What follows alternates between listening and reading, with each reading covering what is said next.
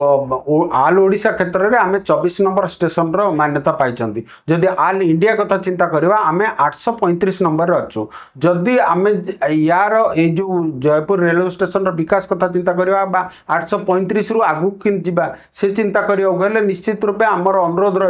समस्त यात्री railway ticket Jaipur ही किणतु। जयपुर जब आम टिकटा नेबा तो जयपुर रेलवे स्टेशन एकाउंट्स को ग्रो कर से ग्रो होगा द्वारा आल इंडिया क्षेत्र में जो सर्वे कर रेलवे विभाग जयपुर रेलवे स्टेशन आयर परिमाण अधिक हेले आमर स्टेशन जो वर्गीकरण रे भी आमर उन्नति हम एवं समस्ते आल इंडिया क्षेत्र में भी आर गुरुत्व बढ़ो एवं रेलवे विभाग आमको जो सुविधा देवा कथा तार अधिक रु अधिक सुविधा देव। जेहेतु गोटे ग्लोबलाइजेशन मार्केट रे प्रति कथा बिजनेस देखुची सरकार कथा कहतु आम घरोई कथा कहतु पुंजीनिवेश जोटा आम कर आम लाभ देखुं सरकार भी सेमिति परिमाण रे तार लाभ देखुची तार टिकट केते बिक्री होची ताको परिमाण को लेकर आम तार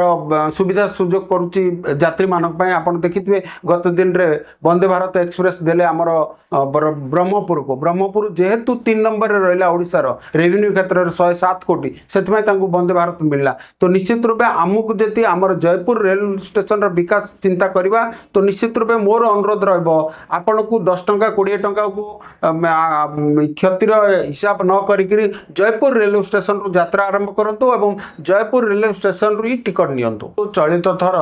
आमर जो ग्रुप करा वर्गीकरण करा रेलवे स्टेशन को नहीं आल इंडिया क्षेत्र में गत 2017-18 गोटे थर होता बर्तमान एवं तो ये जो 10 तारीख दिन रेलवे मंत्रालय तार प्रकाश कर तालिका आम जो NSG वर्गीकरण कर NSG 1 to 6 जाए आम NS 5 रही गलु जयपुर रेलवे स्टेशन जोटा कि NS 5 रे कोरापुट थिला बर्तमान से प्रोमोट्स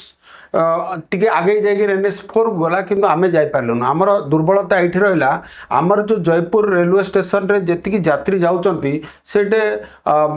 रिजर्वेशन टिकट टिके कम नौकरी एवं अनरिजर्व को बेसी प्राधान्य दौरान। आम जहाँ तथ्य पाइलु रेलवे निकटू 1,25,000 लोक केवल नॉन रिजर्व टिकट नहीं से लोक से सम परिमाण लोक रिजर्वेशन टिकट नहीं। तो आपको जदि तुलनात्मक देखा कोटिए प्लस कोटिए रु ऊर्ध्व टंका रिजर्वेशन रु पाई जयपुर रेलवे विभाग एवं 7 कोटी रु अधिक टंका पाई असंरक्षित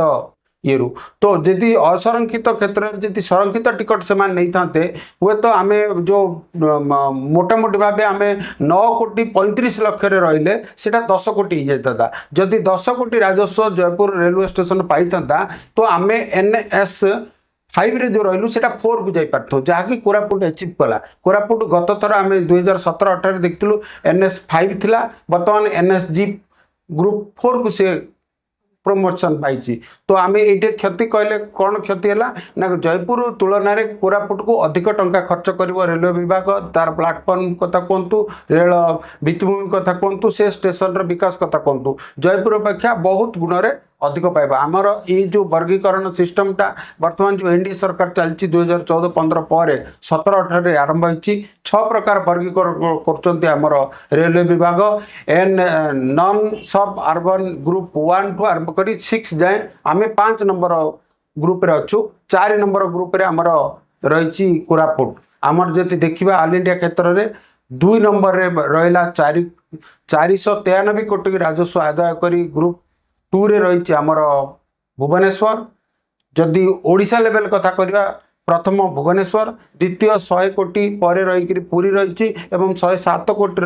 रही 107 कोटी आदाय कर ब्रह्मपुर 3 जगह रही। चतुर्थ जगह नहीं राउरकेला ये वर्गीकरण जदि आम जी आमर जगह देखा आम पाइचु 24 नंबर। 24 नंबर जयपुर स्टेशन रही 11 नंबर रे रायगड़ा रही 26 कोटी आदाय करची एवं 25 नंबर रे मुनिगुड़ा रही। तो जो